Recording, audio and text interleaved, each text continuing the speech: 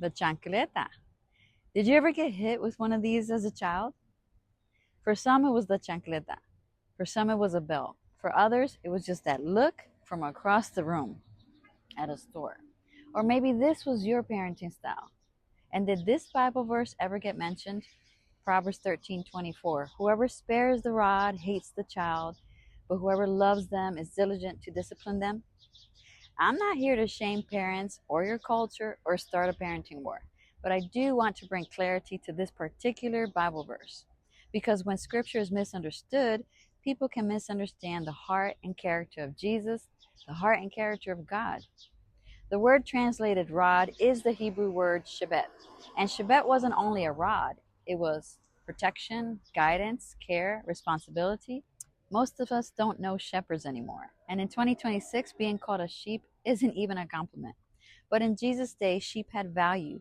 People protected the sheep because they mattered for many reasons. So when Jesus called people sheep, he wasn't insulting them. He was assigning value.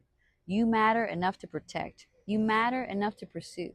You matter enough to leave the 99 sheep for one missing. And here's what's beautiful. Jesus didn't say, I am a shepherd. He said, I am the good shepherd, indicating there is a different way. Authority with tenderness, correction with care, relationship, protection, guidance. Because the good shepherd doesn't stand over the sheep looking for opportunities to strike them. He stands between the sheep and wolves. Searching for the sheep was dangerous. The sheep moved towards danger accidentally. The shepherd moved towards danger intentionally, because what belongs to the shepherd matters to the shepherd.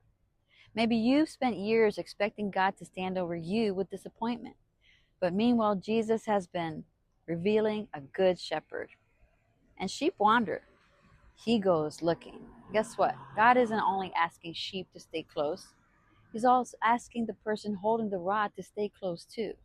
Close to the Lord, close enough to learn from Jesus, close enough to learn His heart. Has anyone ever made a mistake or treated you unfairly? Did you ever make a mistake or treat someone unfairly? I've sat down with my son and I've asked him for forgiveness, not for being upset, but for being too upset. I was too upset because I was still carrying the stress and frustration of how life was treating me that week. And my son said, It's okay, Mom. But I told my son, No, it's not okay. And I'm sorry. Please forgive me. Because the one holding the rod also carries responsibility. Responsibility to stay present, to stay loving, to stay diligent, and to stay aware. And here's the truth. People fail, parents fail, leaders fail, pastors fail. Many of us know what it feels like to carry hurt from somebody else's failure. And if we're being honest, we've probably all failed and hurt someone too.